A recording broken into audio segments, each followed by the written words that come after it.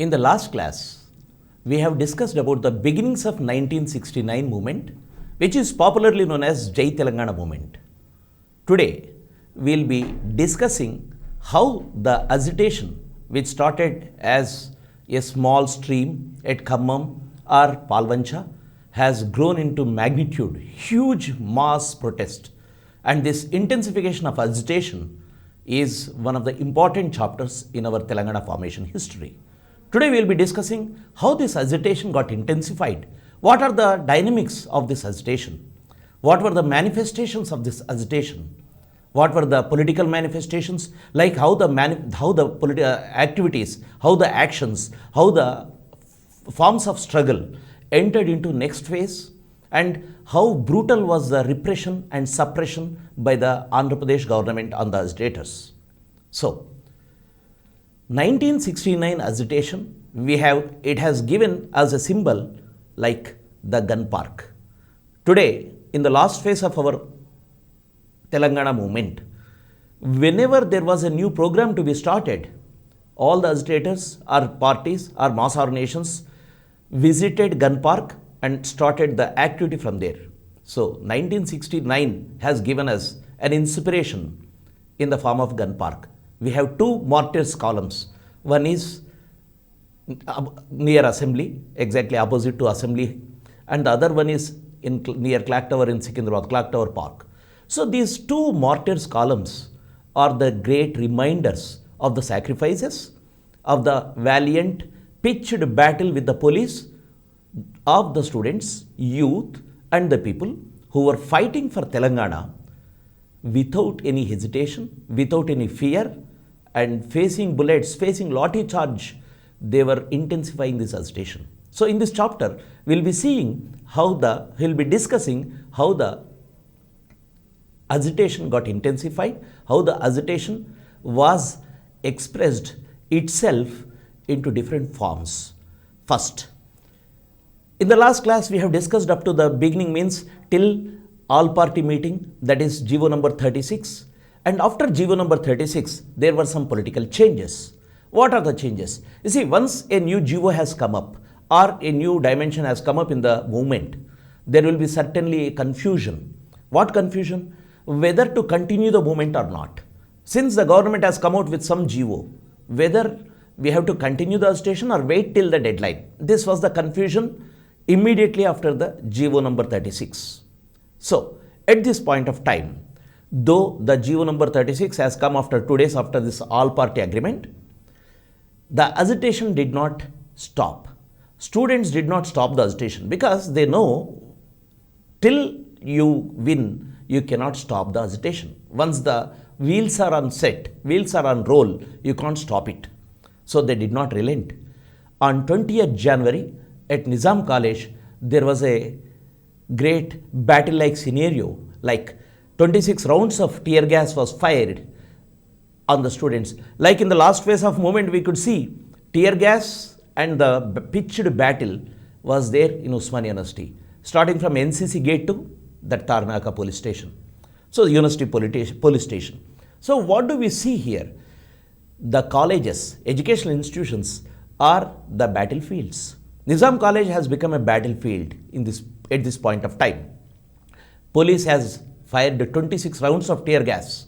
And who were witnessing, who were there? All the leaders, like one Puliveeranna, later he became an MLA, Puliveeranna, a student of Nizam College, evening classes.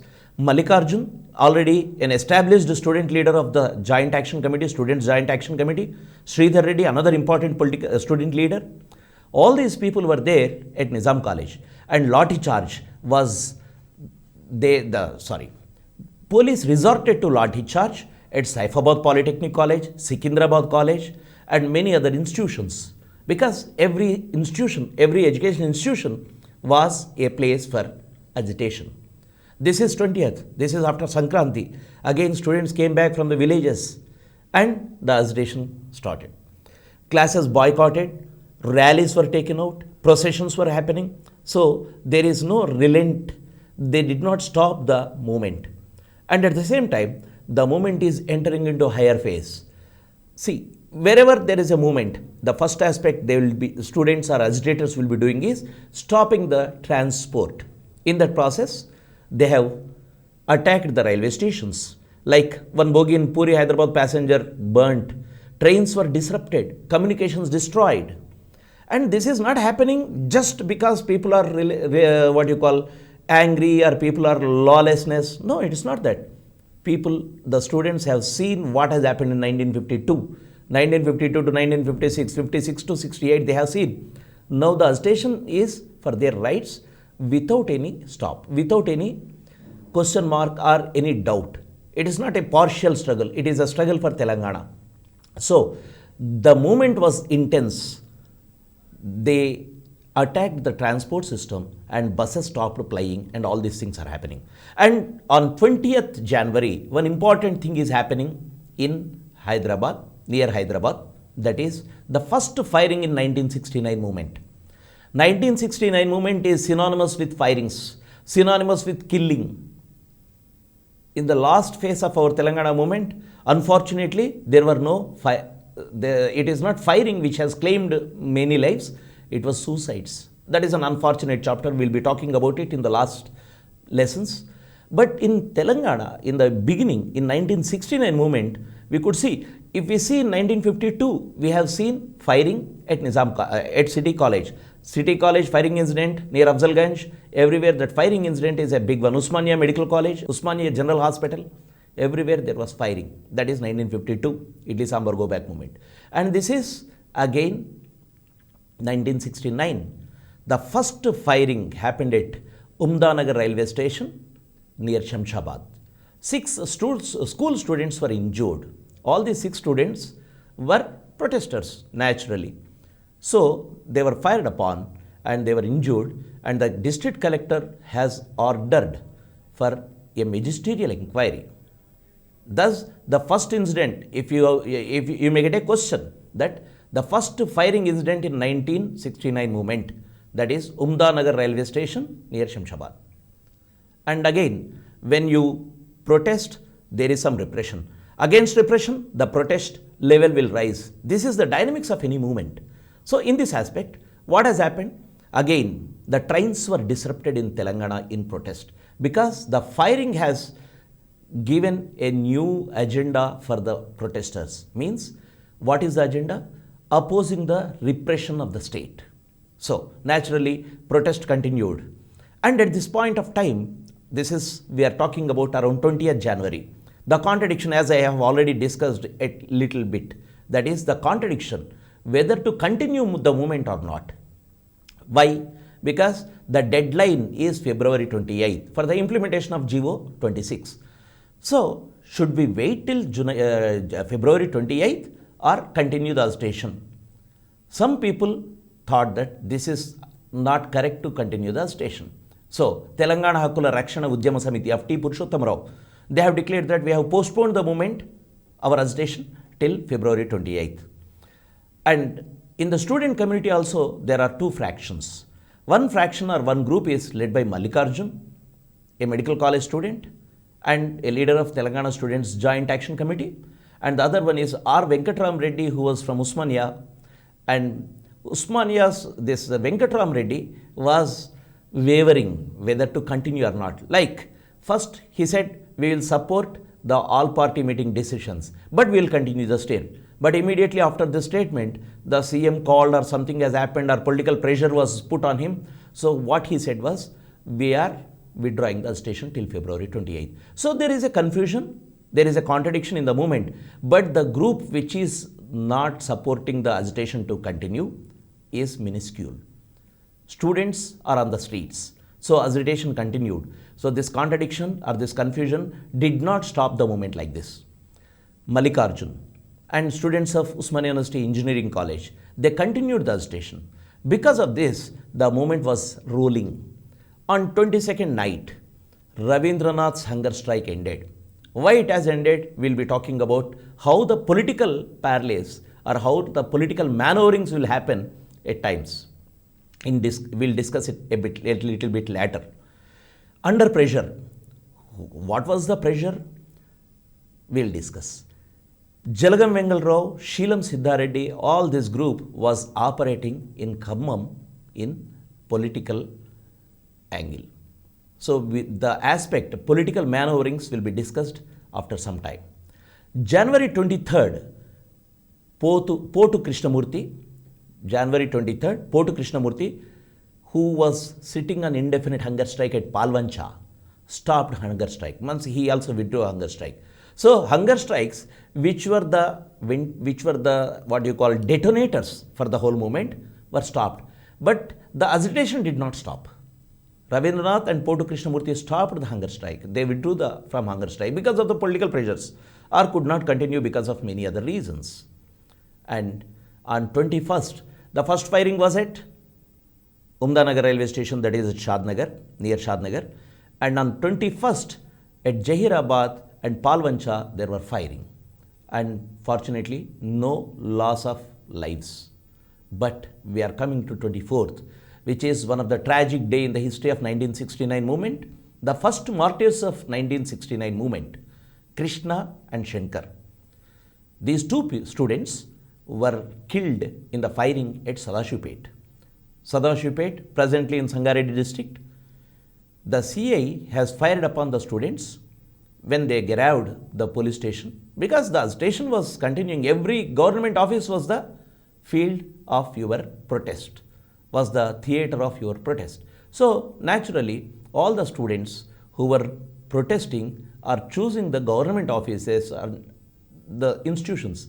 So whenever they went to Gherao, especially when they went to SIs, that is police station, they were fired upon.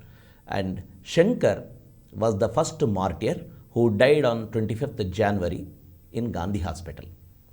And Krishna, after a gap of few days, that is, he died on 10th February, again in hospital. So Shankar and Krishna, these two were the martyrs. In our books, who is the first martyr is the question asked.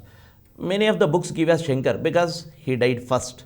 But I feel that we should call Shankar and Krishna as the martyrs who fell to the bullets in the firing. These are the two first martyrs. And again, in the same incident, 14 students got bullet injuries. And thus, now the movement has entered into a new stage. Till now, the lathi charge, repression, or some sort of repression is there which can be said as not so brutal. But once the loss of lives is happening, then the student movement or the agitation is entering into a new stage. So, we'll be talking about all these things, like just we'll take a quick look of the places and we'll not talk about each and every incident unless and until it is very important. Like 30th January at Gajwel, 1st February Eagalapenta. Eagalapenta, remember, this is one of the place of contradiction because this is in Srisailam project area. This Eagalapenta is part of the Mahbub Nagar, where the Srisailam project is being constructed. Andhra workers are there and Telangana workers are also there, employees. So what is happening? The contradiction of Jai Telangana agitation is also spilling over here at Eagalapenta. Telangana agitators were attacked. Telangana people were attacked. Telangana employees were attacked by the Andhra employees in the night, and they were thrown away from their houses or the residences. This is happening in Eagalapenta. Again, that is 1st February, firing at Eagalapenta. 5th February, Bellampalli. 25th February, Tandur. 4th April, major firing at Secunderabad, Burgu Mahadeva Hall. And 14th April, Mortad. 22nd April, Cheryal. 26th April, Jedcharla. 1st May, rally to Raj Bhavan. This is very important. When the people were moving towards Raj Bhavan in a rally, en route there were firing at many places, claimed some lives. So, 2nd May, Twin Cities. And by this point of time, the law and order problem has become a big issue for the state government, and army was called in. Army was called in so that they can control the mobs without any hesitation. So 3rd June, that was the day, anti-Gundaism day. The protesters were calling it as anti-Gundaism day. They observed. So at several places there were firing. 4th June, firings continued. 5th at Chilkalaguda. 6th, Kodangal, Peddapalli. 16th, anti-repression day, and many places firing took place. 26th, Gauligooda. 27th, Secunderabad. 27th July, Dhulpet. 8th, Warangal and Twin Cities. 5th, Kottagudem. 6th August, Secunderabad. So, why we have read all these things? It shows as the movement is widespread, the firing is also widespread. They were firing upon the people at every nook and corner of the state of Telangana region, wherever the agitators were on the warpath. So, they actually nowadays, if you see, if one firing is happening, one firing instead of firing, so what will happen again? We will be talking about it and we'll be condemning it, and there will be inquiries, there will be talk shows, there will be discussions.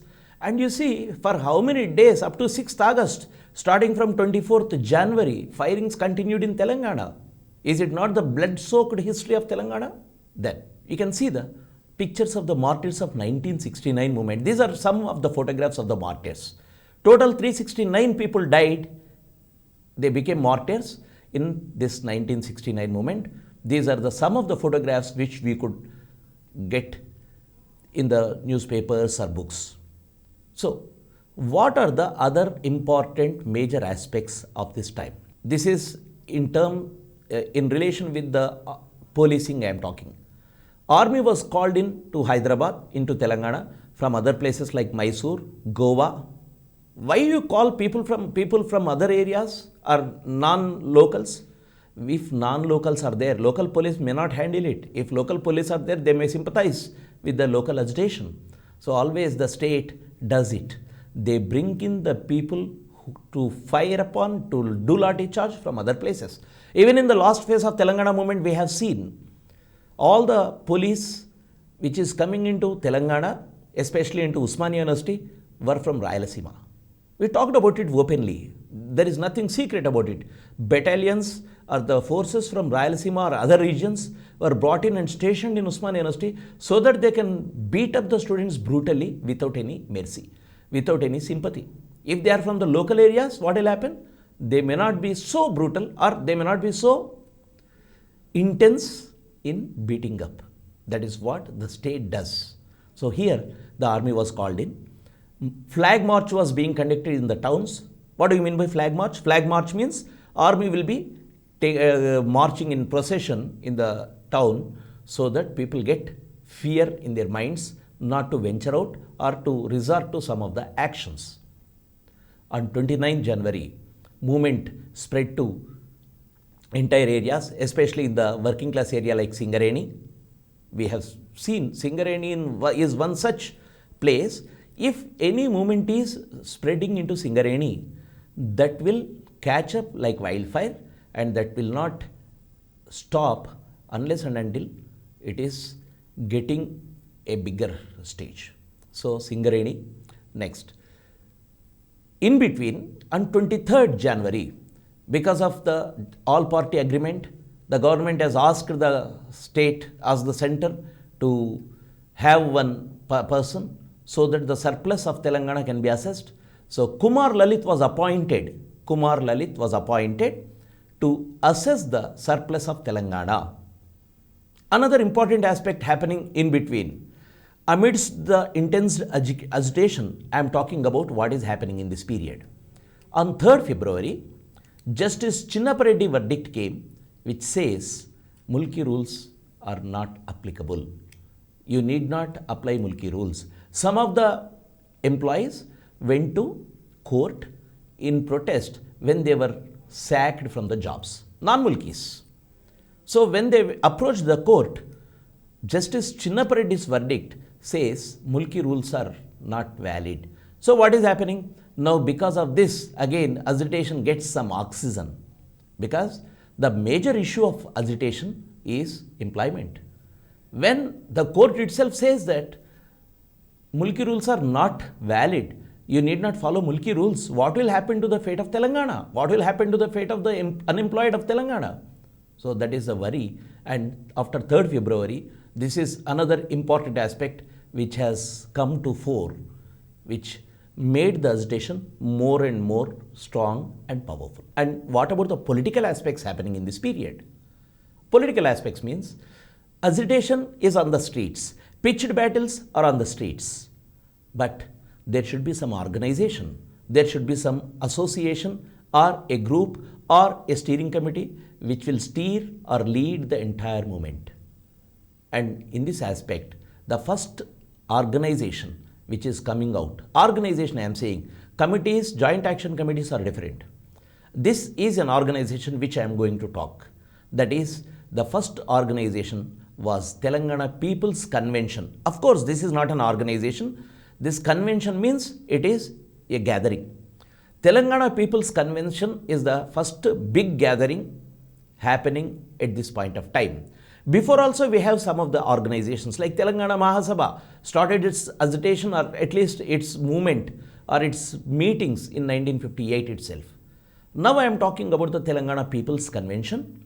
This is the first body, this is the first group which came together to bring in all the forces who are into agitation, like the students, intellectuals, and political activities. They were brought onto one platform during this Telangana People's Convention gathering. The meeting was held at Telangana Vatandarla Sangam. Remember, what do you mean by, you see, in history or in anything, we should have the knowledge of the language. Vatan means country. Vatandar, what do you mean by Vatandars? Vatandars means natives. Telangana Vatandarla Sangham. This is another organization which was the natives organization. Telangana Vatandarla Sangham. So Telangana Vatandarla Sangham office was there, and on 18th February this group gathered and they have formed this Telangana People's Convention, and they elected Madan Mohan as the convener. Madan Mohan, a lawyer by profession, an advocate by profession, a man with commitment towards Telangana, and he was elected as a convener. Later, in his latter part of history, you can see Madan Mohan, TPS, Telangana Praja Samiti, when this Telangana People's Convention is transforming into TPS, then again into Congress, and he was a minister, he was an MLA for a long time, Siddipeta, his constituency. So Madan Mohan's political career as a political leader is beginning here in a big way. That is, Madan Mohan is the convener of Telangana People's Convention. Telangana People's Convention, as I said, not only some of the students, some of the political activists, there were many other professionals too. Like some of the people whom we are talking about are the great people who continued their struggle, continued the spirit of Telangana even in the last phase, till the last phase. They became old, they grew old, but still they were into Telangana movement, though the agitation is not on a bigger scale. They were propaganding in the last phase. We'll be talking about them. One is Pratap Kishore, a great man, a journalist by profession. Pratap Kishore was a staunch Telanganite. Pratap Kishore was in the forefront in organizing all these people, and this Telangana People's Convention had a leader in him, Pratap Kishore. Even in the last phase, we'll talk about the Martyrs Memorial. If we talk about the Martyrs Memorial, we should remember Pratap Kishore too. Dr. Gopal Kishan. Dr. Gopal Kishan, a doctor by profession, a medical practitioner by profession, was in the forefront of the agitation, and he played a crucial role in Reddy College meeting also. We'll be talking about it.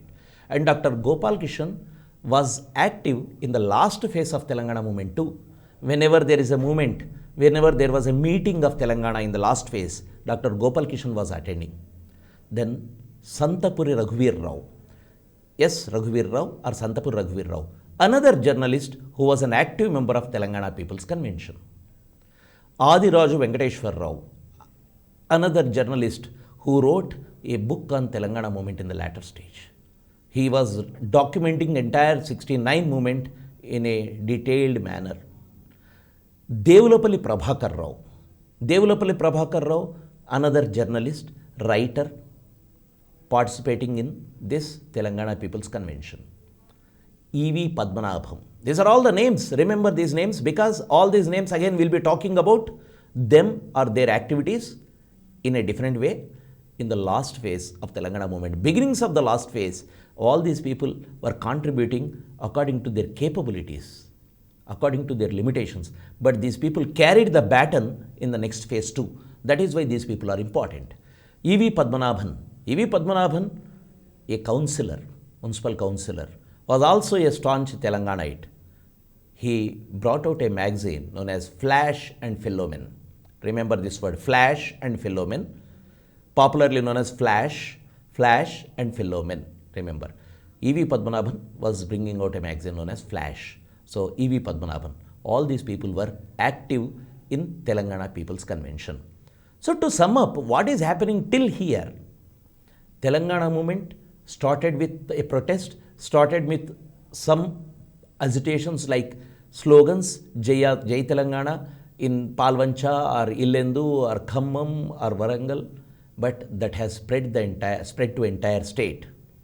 Once the agitation is spreading into entire state, the dynamics of agitation, whenever we see, on one side the agitation, the scale of agitation will grow. As the scale of agitation was growing, the ruling class, the Andhra ruling class who were in power, they started brutal repression. As a result, we have seen number of deaths in this period, firings happening all over the state, and gradually the movement, the agitation is entering into a higher phase where we require some sort of organization, and that organization, the making into that form of organization, some attempts are being done, and one of the such attempt is Telangana People's Convention.